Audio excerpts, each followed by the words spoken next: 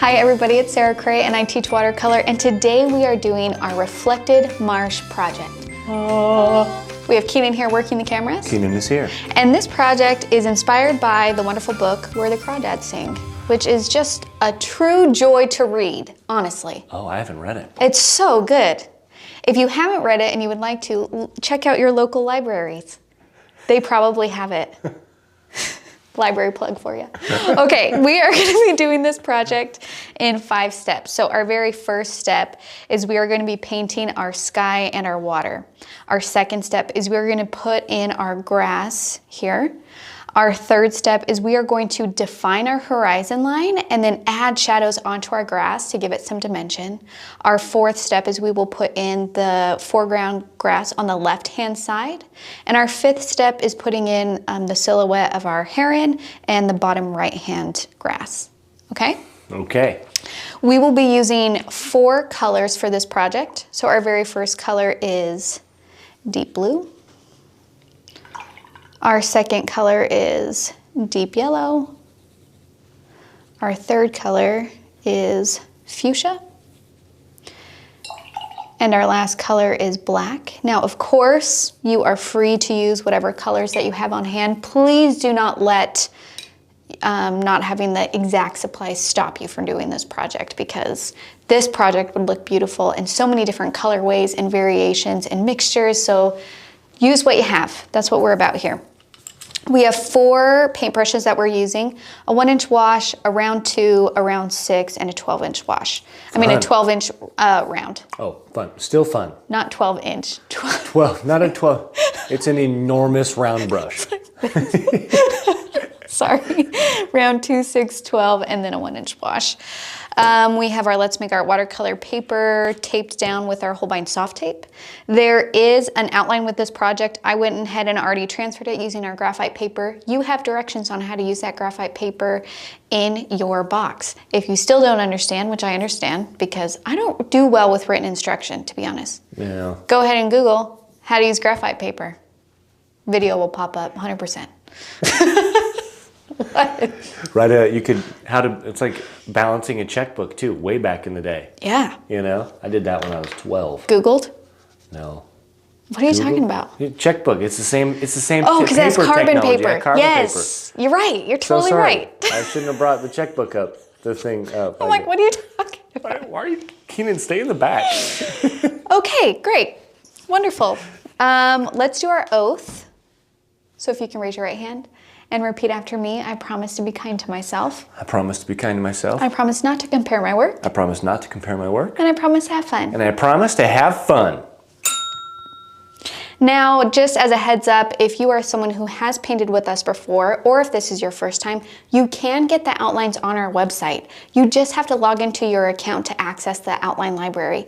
But if you go to letsmakeart.com, scroll down at the bottom, there's outline library. You click on that, log into your account, and you have access to all of our outlines for all of our tutorials that have an outline. So they're still there for you. You just gotta log in to see it. Okay. I'm going to read the part of this book that inspired this painting, okay? Okay. It's the very first paragraph. Oh, perfect. It says, marsh is not swamp. Marsh is a space of light where grass grows in water and water flows into the sky. Slow-moving creeks wander, carrying the orb of the sun with them to the sea, and long-legged birds lift with unexpected grace, as though not built to fly, against the roar of 1,000 snow geese. Well, that's lovely. Isn't that beautiful? Yes. And so I really wanted to do a project where it felt like the sky and the water were connected, and you have these beautiful, like, grass growing with this water and the hair, and I didn't do the snow geese, and I didn't do the orb sun, but you guys can put those in if you want, but I'm really, really excited for this project, okay? Okay. So I'm gonna start with using my 1-inch wash. And what we're gonna do is we are going to put in our sky and our water. And just remember that essentially whatever happens up here is mirrored and flipped into the water, okay? Because it's reflecting. Make sure your 1-inch wash is clean. So the color transition that I'm going to do is I'm going to do like a light blue, and then it's going to go to like a peachy color, and then a little bit of pink right at that horizon. And then it's going to flip to the opposite, but the foreground water down here is going to be like a dark blue, because that's where the water is actually going to show. Okay? Okay. So I'm going to grab my 1-inch. I'm going to grab some deep blue and pull it to the center and add water to it. So it's a nice light blue, really pretty. And then I'm also going to mix my peach, so that's ready to go. So I'm going to take some of this yellow, pull it to the side, grab a tiny bit of fuchsia, throw that in there. I'm glad you read that passage, because I was calling this the swamp. I know you were. And I was like, I'm going to read him that passage, and then he'll stop. Excellent plan. And then I'm going to add a little bit of water to it to just lighten that color. So it's like this really pretty kind of peachy, warm color. And then at the bottom is where we're going to go more pink. So that's where I'm going to do mostly pink fuchsia with a tiny bit of yellow just to tone it down. Okay, so we have 3 different All right, now rinse your brush. Tape it down, use your 1-inch wash, and I'm gonna do this fairly quickly, so don't get mad at me if I'm painting fast. Good forewarning. Okay, so I'm just gonna start by putting in water on my sky. You can go over your horizon outline, like these plants. You can just paint over those. Your paper is gonna warp and buckle, just to warn you. I'm gonna grab some blue, and then right at the top, I'm gonna drop that in. And I might have to do a couple swoops. It just depends how light my blue is that I have. And then you're gonna want that to transition to like no color at all, pretty much. It's gonna go from blue to like nothing. And I feel like it needs to be stronger blue at the top. So I'm just gonna throw that in there, okay? Then I'm gonna wipe the brush. I'm gonna grab a little bit of this orange that I already have mixed, and kind of right underneath that blue, give it a little bit of space. I'm gonna start putting in this color and move down. And you can move up into that blue, but just a little bit. Don't go too crazy, because when you mix blue and orange together, you get gray. So we still wanna kind of control where that color stays. And I'm gonna do one more wash to really make sure you can actually see that color. I want it to feel very warm. That's a cool transition. Isn't it pretty? Yes. And then right at that bottom, I'm gonna grab this pink. And you can use just the tip of your wash, just the edge, if you wanna kind of control that. Just like that. And maybe if you're feeling really edgy, because sometimes I am, I'll just grab like a nice dark pink and right at that bottom, add that in there. That's nice. Okay? So you can see this right here, my paper warped in a little bit. I don't have enough water in paper. Sorry, I don't have enough water to where it's like creating a valley and settling in. So I'm okay with that. If you have a ton of water on your paper and then it starts to warp like this, the water will actually flow into that valley, and then the color will go with it, and it can create like a bloom wherever there's a valley. So that's why peaks and valleys within your watercolor painting are frustrating, because sometimes it creates blooms when you don't want them to. But if you just do a thin layer of water and color, the valley shouldn't gather water there, okay? If it is, take your paper towel and blot and pick up that excess water and then smooth it out. Okay, so I'm gonna do that same thing except in the reverse.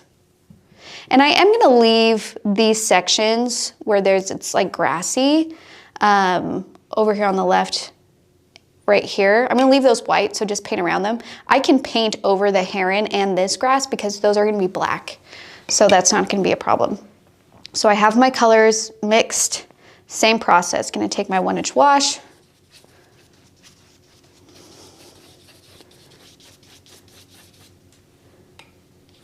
use just water. And by putting down the water first, it just helps the colors to diffuse and blend a little bit easier. But if you just want to go straight paint to paper, you can. And then I'm going to take that pink right here. That's where I'm going to drop it in. Okay? And start to smooth it out. And if you need a switch, sometimes I have to use a little detail brush, like I grabbed my round 6, just to make sure that that strongest pink is right at that top. Okay? And then I'm gonna start grabbing the peachy color, beautiful peachy color that we have going on here. That's gonna go about halfway down our water.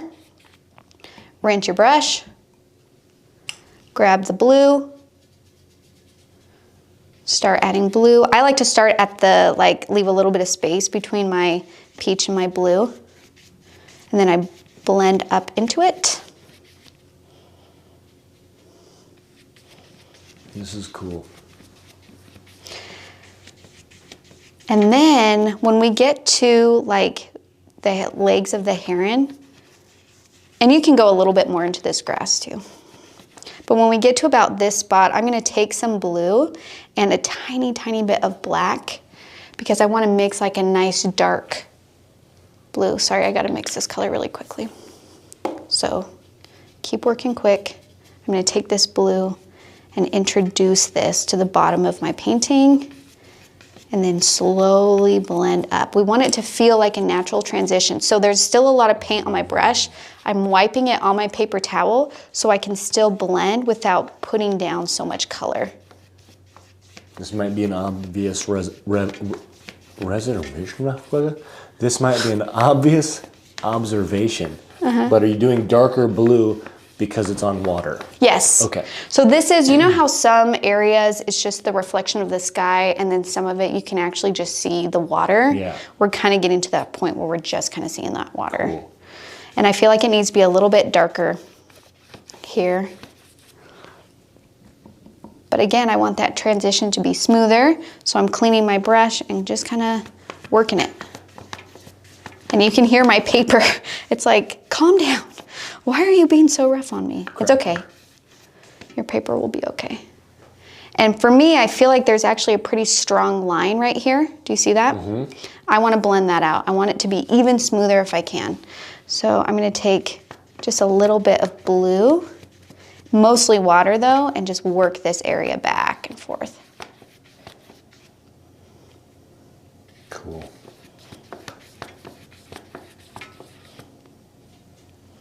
How's that feeling? And then I kind of just like step back and look at it. I still want to go a little bit darker here. And remember, watercolor dries lighter than when you put the color down. So move that up a bit more. Go into this area. I feel really good about this guy right here. That feels, that looks awesome. That feels nice. And for us looking at this, as artists and watercolorists, we're probably thinking this area here that has barely any color. We're just like, why? You know, it probably especially if you're used to acrylic or oil painting, you're gonna want to put more color there, and I'm asking you to not do that because rein that urge in. Because essentially that's the highlight of our water. That's a reflection of the light of the sky going on our water, and it's gonna really make the reflected surface pop. So whenever you're painting a water reflective surface, you need to make sure you have extreme values in that water area. You need to have a strong highlight, and most of the time within that highlight, all you're actually seeing is whatever's happening in the sky or the ground. So when you go to paint water, look at what's actually happening in the water instead of what your brain is telling you. Your brain is going to tell you that's just water, it needs to be blue.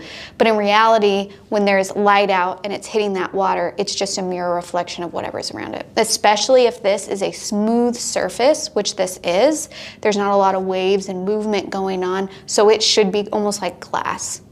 Okay? Okay. Oh, that looks good. Gosh, I love how that turned out. Me too.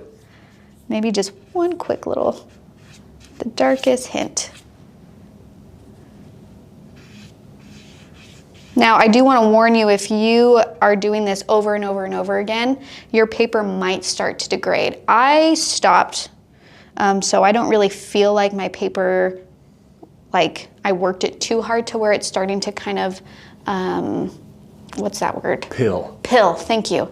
Maybe a tiny bit right here, but I don't think it's enough to like mess anything up. So whenever you notice your paper start to pill, tell yourself, all right, I gotta start backing off. And that's okay. All right, now we're gonna move on to step 2. We're gonna put in our green grass. Now, how I did this, and actually I did a live paint-along event where I shared that one of my favorite projects I've ever done with Let's Make Art is in this box, and it's actually this project. And the reason why is because I felt like this project and how I went about it is the closest resemblance to how I create my own art. Like, I create art to educate and do projects that I think you guys would be interested in, but I have my own creative practice where I like to just create paintings for me, and I felt like this was closest to that style and the process, and it just felt so freeing to be able to just paint how I paint on my own and be able to share that with you guys. Cool. So now I will say that the process of how I do this is usually this area is still a little bit damp when I put in the green, and then it bleeds and moves, and that just adds to the atmosphere, and that just adds to the movement, and then I kind of like create areas from there, if that makes any sense. Now, our painting, I'm feeling just the top half. This is pretty dry, so I might get a little bit of color bleeding, but maybe not as much in this reference photo because of how much I've been talking. So I just want to let you guys know, if you really like how there's this bleeding here, you see that green that kind of pops out through here? Yep. That's because I immediately put that in and then right away went and put in that green, so it just moved, and then I like went on to that next step. I don't really know what's gonna happen now. Okay? So, and we can kind of like add it in if we want, but it's so fun when it's an accident, you know? Yeah. So I'm going to wet this area with my round. Actually, let's move to my 12. I'm gonna use my round 12, but you can use your 6 if you want.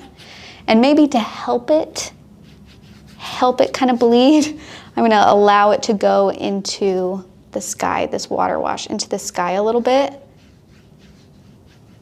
And then I'm gonna take my deep blue and my yellow and mix those together to get my green. I'm gonna go for more of a yellowy green, so more yellow into that. And just along this top, I'm gonna throw this, just drop it in.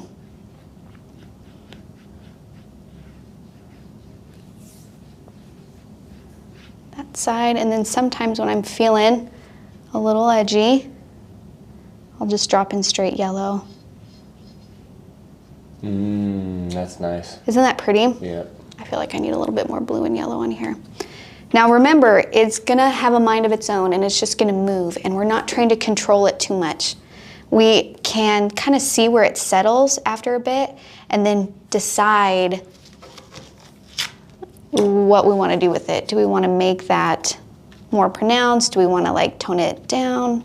I'm lifting some of this green just a tiny bit, just to lighten it up. And then same thing on this left-hand side. We're gonna use water. So you're gonna go into the bushes a little bit, just to help that. But when your sky is still wet and you drop in that green, oof, so fun. Kind of more yellow at the top. And then mix that yellow and blue for green at the base. So is the reason that this is one of your favorite ones because of the creative process you got to use, or because of the painting result? Or is it, I guess it'd be kind of a combo?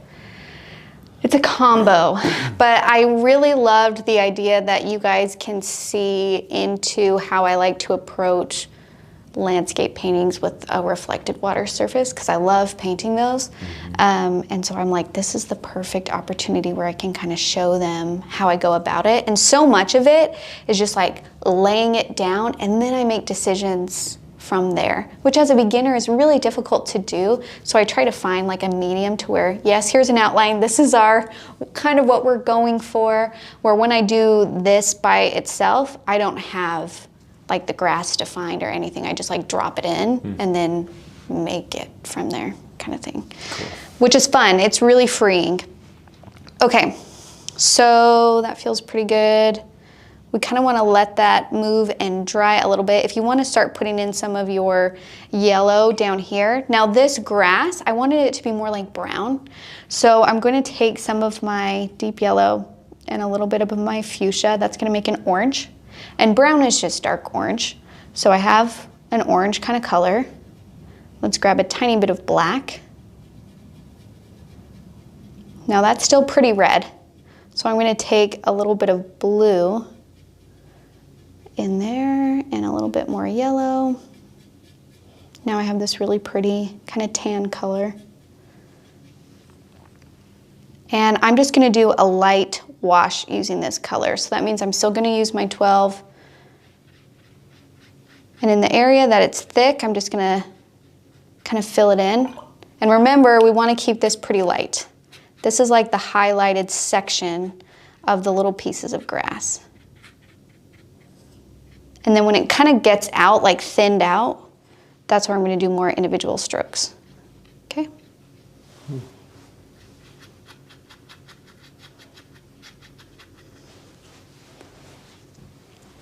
right. That looks good. That one I don't need to do yet.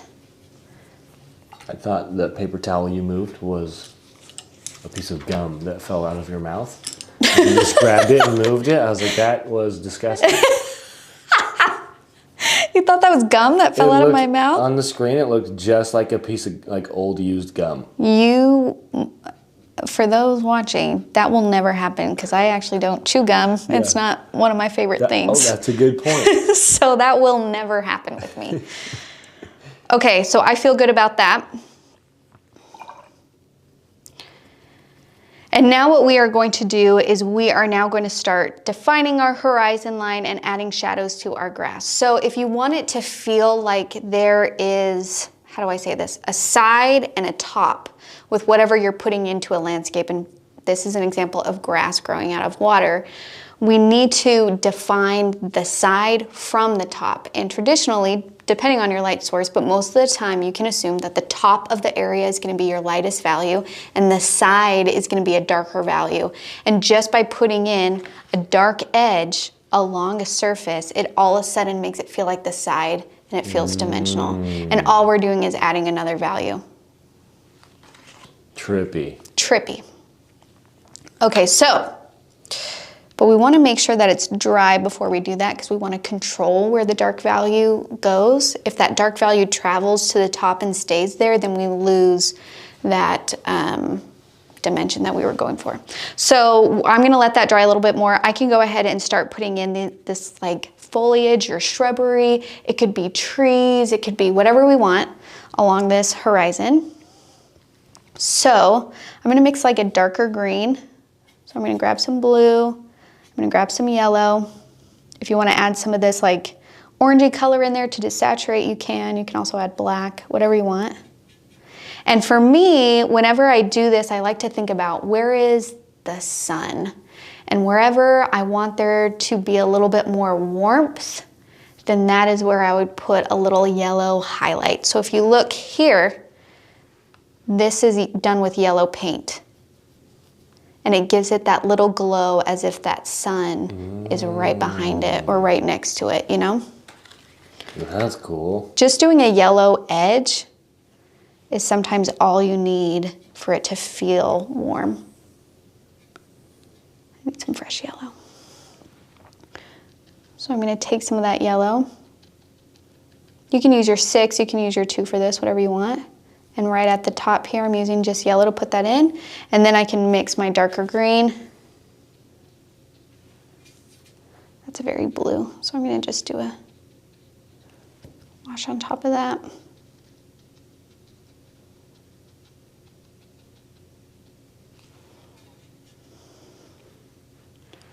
Have you ever been to a marsh? No. Me either. And actually, in preparation for this tutorial, I reread the book. Oh, good. And by reread the book, I mean I watched the movie. And the movie was so beautiful that it made me really wish that I had been to a place like that before, because it was just stunning. It was, oh, I just fell in love all over again. That is the best. I love rereading books. Then that's one of my favorite activities.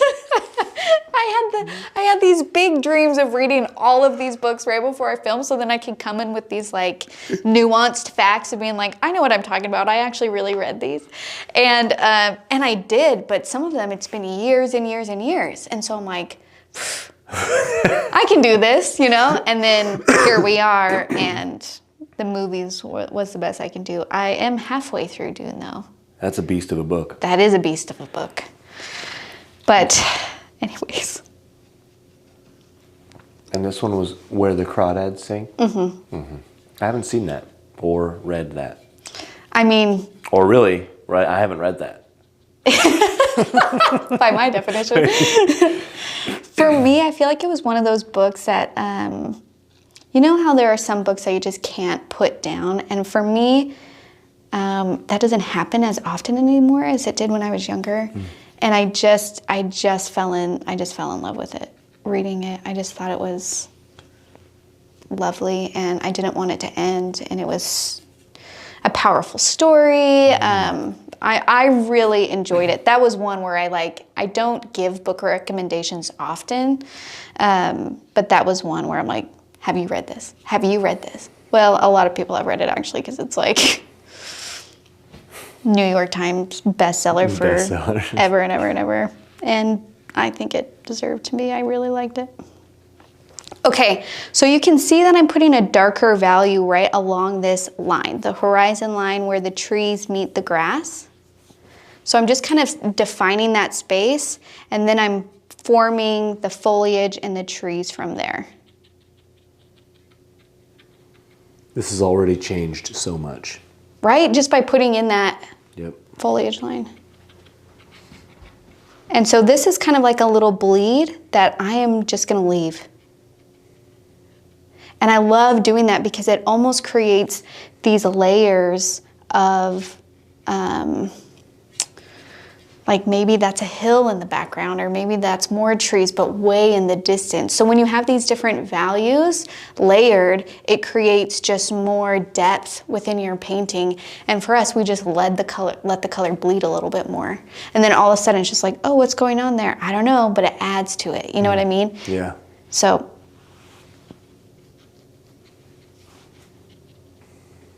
just more, there we go. Okay.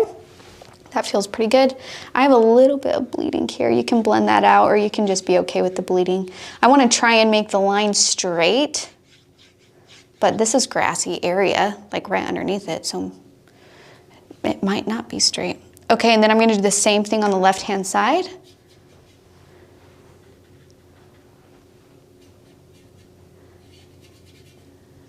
So kind of defining that line.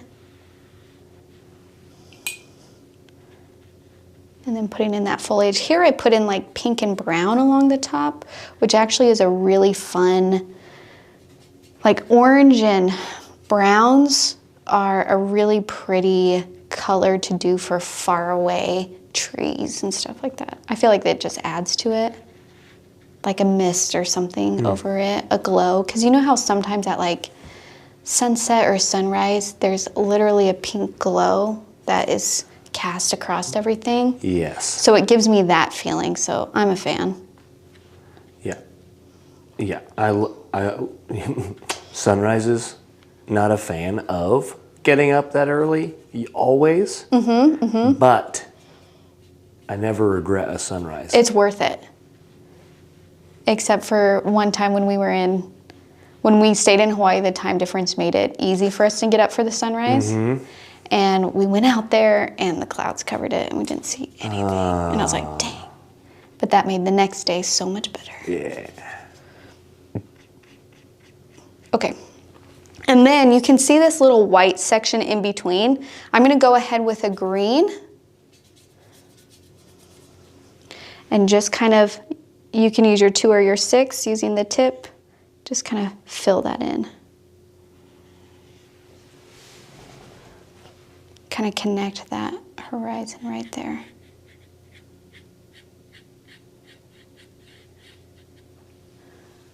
Okay. Now we're going to move on to our grass. It feels dry enough that I can start putting in the side kind of shadow. So I'm going to get some more blue on my palette, some more yellow so I can mix more green.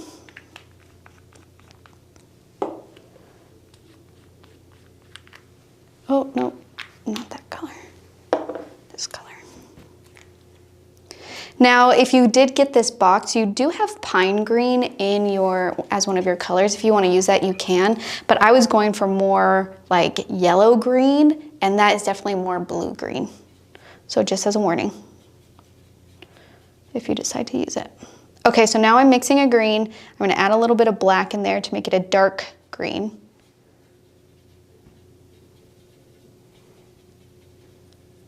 As you can see, my palette always gets very messy, and I'm okay with that. So you can do the side of your grass 2 ways. One of them is just to use your 6 and kind of like move it up from there. You can also use your 1-inch wash and the tip of it. So like along this bottom line, I'm taking this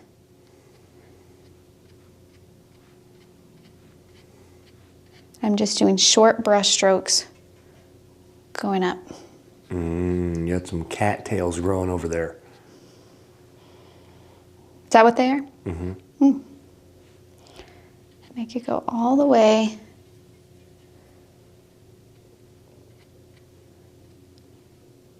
If you have like a darker value even within this, have it at the base if you can.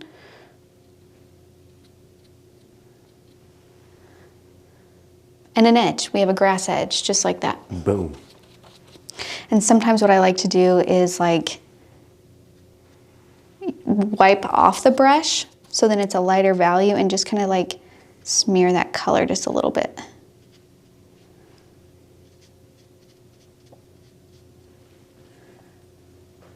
We're gonna go all the way out with this darker.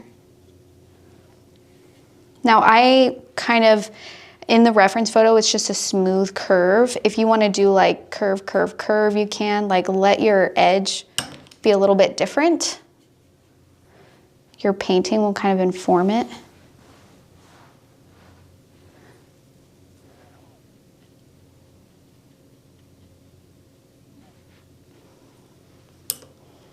Okay. And then what we're going to do for our shadow, the reflection part, is you want to leave a really thin white line in between the base of this grass and then what the reflection that we're going to paint. So when I paint the reflection, I'm going to essentially take that same green color.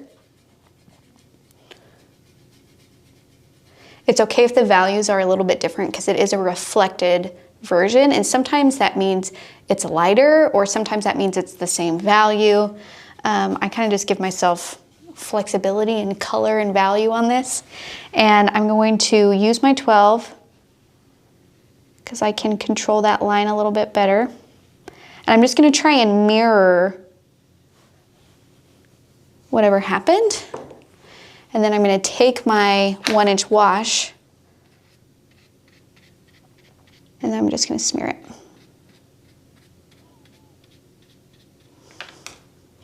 But that value is too light. I'm looking at that, I'm like, too light in value, we gotta do it darker, which is so much easier to go darker than to go lighter.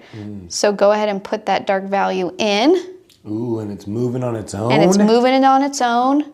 You can help it if you need it to. And try and make, if you wanna like barely push that line up, if it touches a little bit, that's okay. We don't want too thick of a line though. So try and make that little white edge as thin as possible. Yeah, look at that. Cool. And it just kind of bleeds on its own.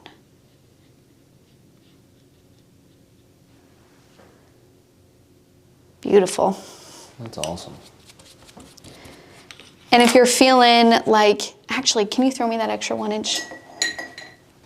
If you have an extra 1 inch wash that's dry or like a big mop brush, I like to blend it out further. But you want to use a dry brush because you get better texture lines than a wet brush. Yeah. Yeah, look at that. Yeah. Okay, cool. Cool. So now we're gonna do the same thing on the other side. Now the other side is hidden a lot by this grass, so there's just not as much detail. So I'm gonna just use my round 6 or my round 2 for that because it's a much smaller area. And kind of go along the edge here. Even back here it has some.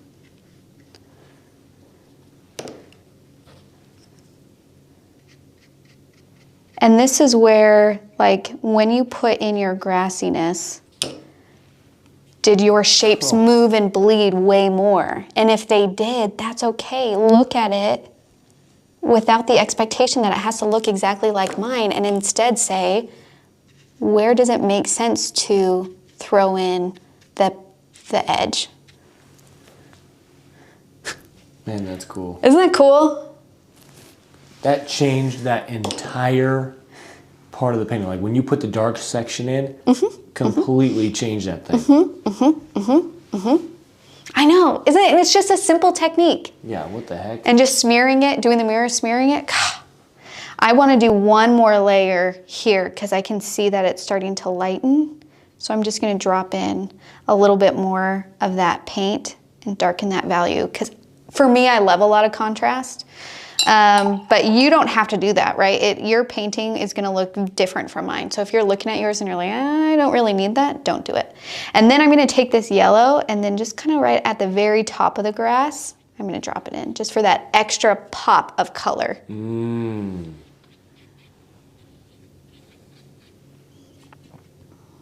on this side too. Yeah. Nice. Okay, now we are going to spend some time on this area. So, I got to give you guys a little talking to before we approach this part, because this part is hard. That's because we know in our minds that grass are individual strands, and so our brain says, just do this. Just do a million little strands, right? The reality is, though, is when you have lots of little pieces put together, it creates a form in and of itself where there are highlights and there are shadows, and these little sections actually group together. And so then it's not about these long, thin lines over and over again. It's more about where can we see through to the floor where it's like a chunk of shadow? Where can we see? Does that make sense? Think of it as the way you see hair or leaves on a tree. If you were to look at trees, our mind knows that there's a ton of little leaves, but if you let your eyes unfocus or slightly squint them, you'll start to see the values in that tree, and the values are what creates form. Where are the highlights? Where are the shadows? And we do the same thing with grass, and we do the same thing with hair. And that's how we can make it feel full and like it's three-dimensional instead of okay? Got it. So all of that is to say, I'm gonna go with my round 6. I'm gonna mix a dark brown. So I'm gonna take yellow, fuchsia, a little bit of black. So I have this really gorgeous dark brown, and I'm gonna think about chunks, right? So I'm gonna kind of like just start to put in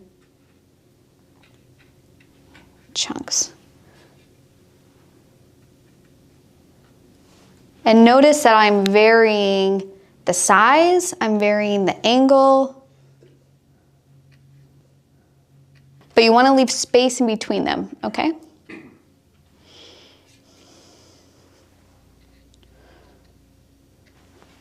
And they're gonna be strongest kind of in this middle section and get smaller here and here. And now I'm gonna take just more like, add a yellow to that brown mixture, so it's kind of like this warm brown. And now is where I can start kind of like putting in some long, thin lines. And I can grab some of the shadows too. The light wash that we did on our first go through is the highlighted portion of the grass. So we want to make sure that we don't cover that completely. So I'm just going to leave some of these sections in between, and that's going to act as our highlight. And then this section back here, it's like we're only seeing, it's like the grass going farther away. So we're really only seeing like the tops of it. So that's where we're going to get some smaller brush strokes. Here. And trust me, I know you're probably looking at this saying, I'm not sure about this, Sarah, and I'm saying, it's okay. Keep going. So I'm going to do some individuals here. And then in these sections, I'm going to add another kind of dark. I just like to kind of drop it in and let that dark value move on its own.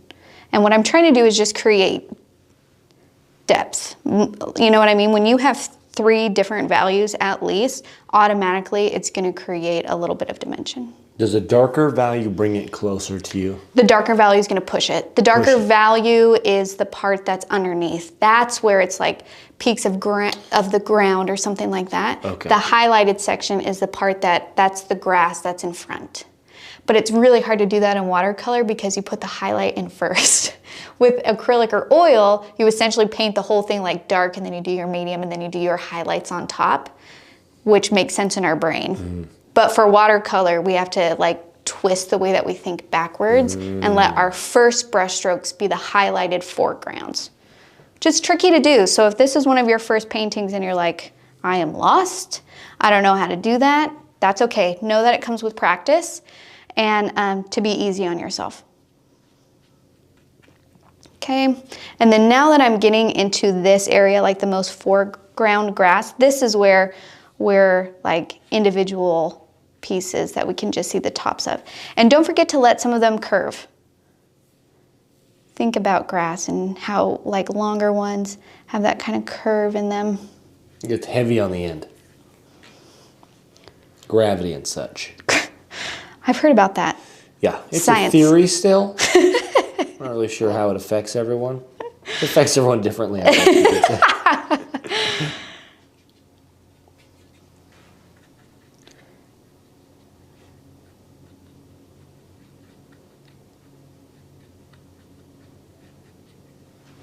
Okay. That's starting to feel pretty good. And I'm going to move to my 2 actually. So especially like here and here, I want some nice thin pieces.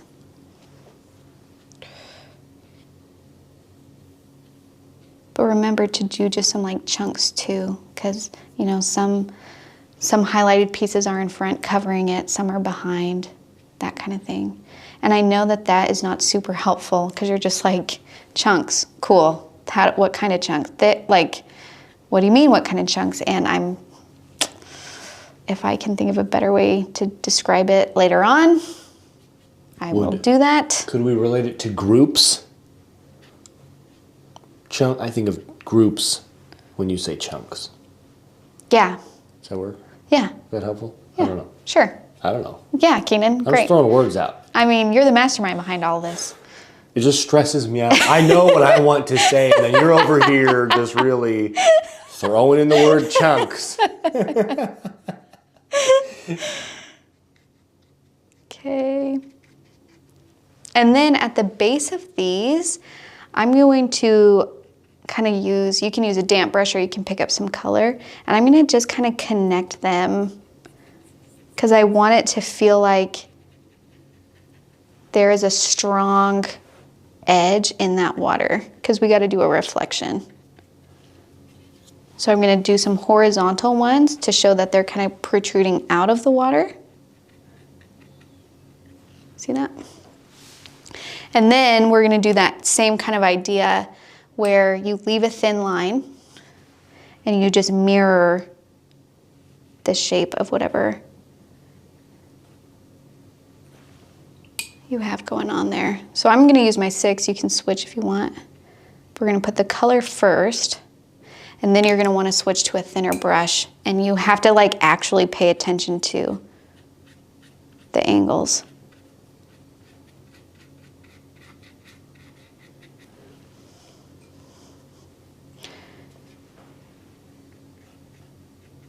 And don't forget to thin out your lines if they're getting too thick.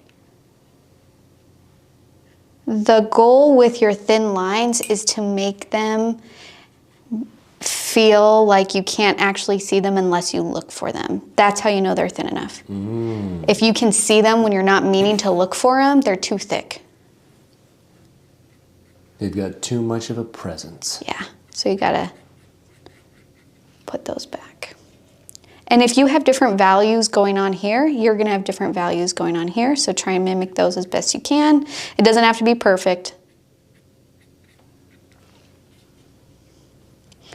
And the darkest value would be right at the base on both.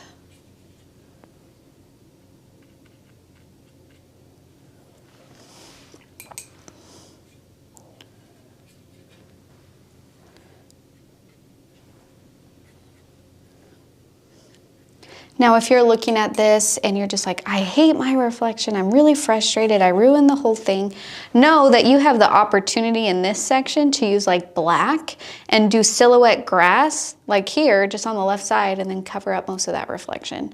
I do stuff like that all of the time. If there's an area where I'm like, not into that, figure out and brainstorm a way where you can either make it less distracting, cover it up, that kind of thing. But come at it with fresh eyes and a way of opportunity instead of with like anger and resentment. And I know that sounds a little woo-woo, but when you go at a painting, when you're like super frustrated with an area, that's actually when you tend to make it worse.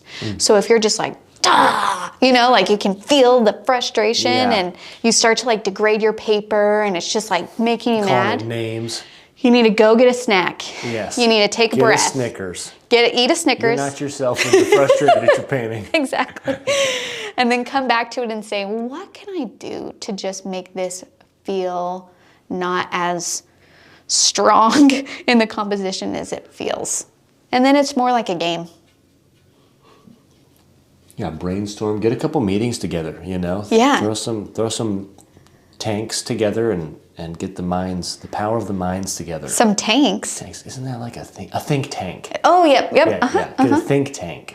Well, I mean, honestly, that is the benefit of having, like, doing the master's program, like an art master's program, is because you have literally a group of people who not only are committed to their own work, but you do regular critiques and check-ins all the time. So you could go to them and it's actually, I didn't do it, but I had some friends that did it.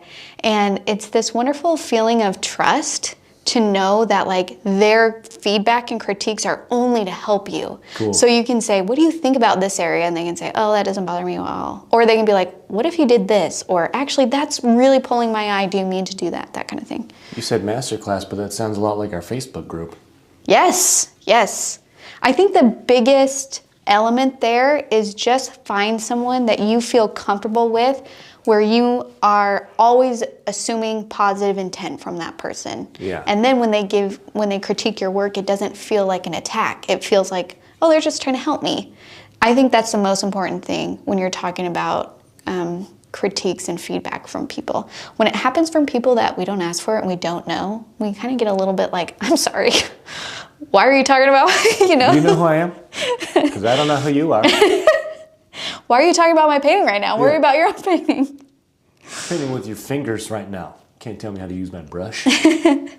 So, and honestly, that says more about us than it does them, right? That's true. That's true. They're just trying to be helpful. Yeah. So, you know, it's just one of those things. Okay. This little white section is too thick. It's screaming at me. So I'm just gonna, there we go, hide that. That feels pretty good. I'm gonna do a few more, after this dries, I'm gonna do a few more grass on top of it just to really accentuate the fact that this grass is in front of it and actually on top of it. But we're gonna let that dry for a second. And I've noticed that this portion on my shadow kind of evened out in value as it dried, which that happens sometimes. So I'm just gonna go back in with a little bit of a darker value and then right at the tip here, put that in. You gotta think about how even in reflections, there's for the most part, value changes.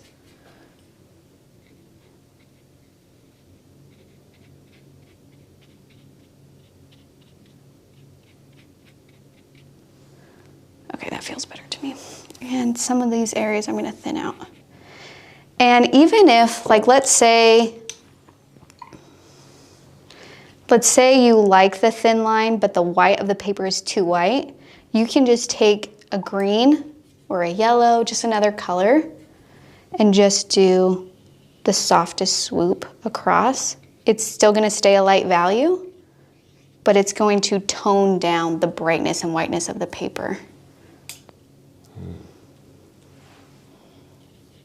I like those greens right now on the water, the reflection greens. Those are, I'm a big fan of those. Those are good? Yep. Okay. Now we can do our heron. The heron is actually fairly easy because it's just black. If you want to add a tiny bit of blue in there, just to kind of soften that silhouette, you can. And I'm just going to take my 2, because that's my smallest brush, and kind of follow my outline. Silhouettes are pretty fun because they're just, you're not afraid of the outline being seen.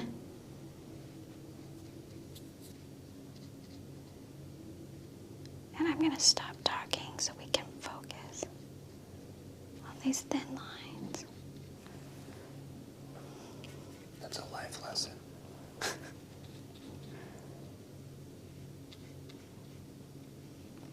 You just want to make sure that you're, at this stage, your water should be totally dry.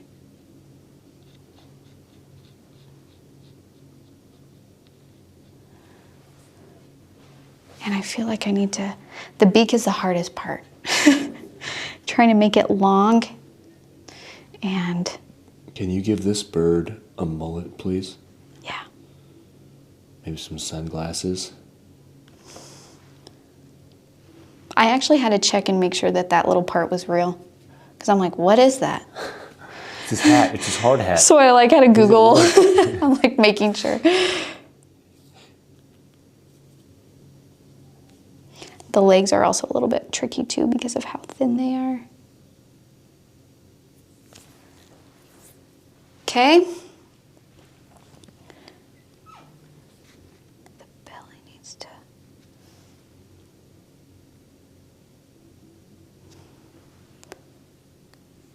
And then this is, the bird is walking in the water, right? So it kind of has a horizontal line where that water meets, the leg meets the surface. And then we're gonna do a reflection, and it's that same thing. We're gonna leave a thin white line between the reflection and the object, but the thinnest line, like so very thin. And then I outlined it, but my outline disappeared with my water. So I'm just gonna eyeball it. And something that helps too is I'm gonna add a little bit of like water wave texture where it just kind of like goes out into a line since I lost my outline.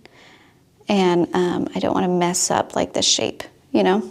Mm-hmm. So then you can like, it gives you just a little bit of freedom to be like,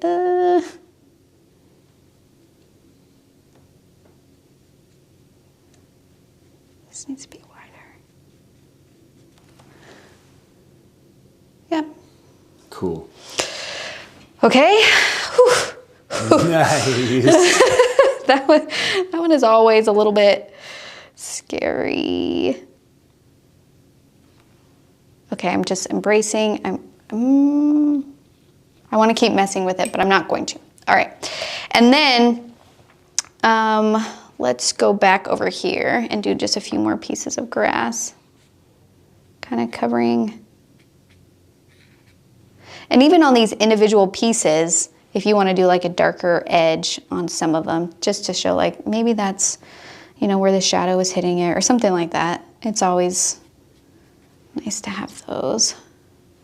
Okay, and then this one over here is just silhouetted grass, so that's just gonna be black or a blue-black.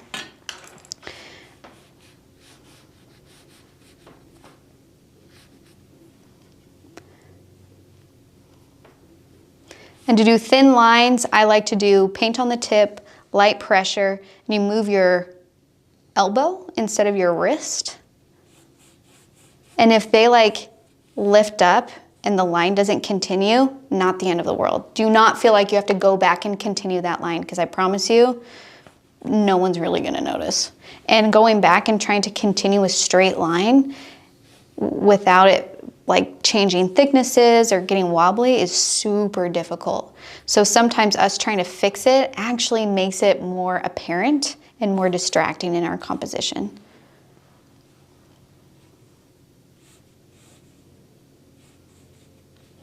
And make sure the grass turns all different ways, that it's not going all the same angle. I'm gonna do one more thing and then I'm gonna call it good.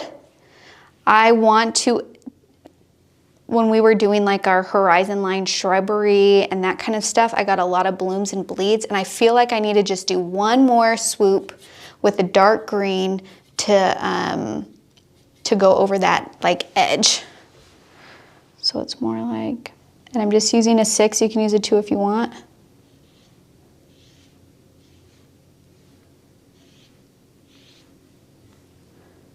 And then if you want to move that dark up a little bit, you can, so it doesn't just feel like an outline. It's okay if it feels like an outline over here, like just a thick black line, but in the bushes and stuff, I like to help it kind of move and soften a bit.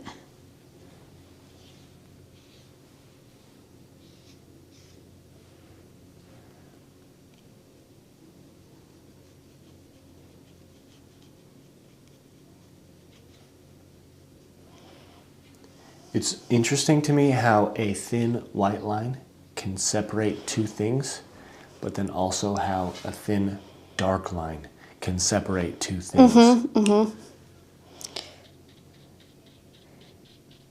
And it's basically just like, I mean, when you do like photorealism and stuff like that, then you try to not have any outlines. You know what I mean? But for me, I have found that sometimes just doing a quick, clean edge, either in white or black, just to shape something is enough to have the viewer understand what's happening. And I'm okay with that, but that's just my own, that's like my own style, my aesthetic choice. Yours could be different. It could be the opposite. It could be the same. It could be more, where you're just like, I actually really like doing like pen drawings outline in all of my paintings. That's a style. That's totally a thing. So just find whatever resonates with you and be kind to someone who does it differently, and it's all good, you know? Yeah. This is where art is amazing, because you can just create your own. Cool. And there we are. Look at it. And look at that reflection. The sky water reflection is just a joy. It is. It's just, you stand back and you're like, I do have to say that when we were doing the photo shoot for this project, Keenan does the B-roll for the video that we'll share sometimes. And he like was videotaping and went slowly over. He was just like, you guys, this is like a real reflection. I had to do it twice because I got stuck looking at my Like he phone. literally went, whoa, whoa. So I hope you guys had so much fun with this, that you can see that creating is about experimenting and trying. And what would happen if you just let the colors and water flow, and then you make grass out of that, or trees out of that, or a shape out of that, or ground out of that, and just like approach it with a sense of wonder, with a sense of curiosity, instead of saying, this has to look exactly like the reference. I mean, this book is a beautiful book. If you want to read through it and you read like a section that's really descriptive, you know, try your hand at it. What does it mean when they talk about the warmth? What does it mean when they talk about the different critters that are found, or the seashell? I mean, she's an artist in here too, so that's kind of fun. But cool. Just take an opportunity to think about the descriptive words, how that translates to images in our mind, and then utilize that information to communicate what you want to communicate in your artwork. Okay? Okay. All right, so if you are on Instagram, we would love to see your work. You can tag us in it. That's at Let's Go Make Art, or hashtag Let's Make Art, or hashtag Let's Make Art Watercolor. If you're on Facebook, you can join our Facebook community like we mentioned.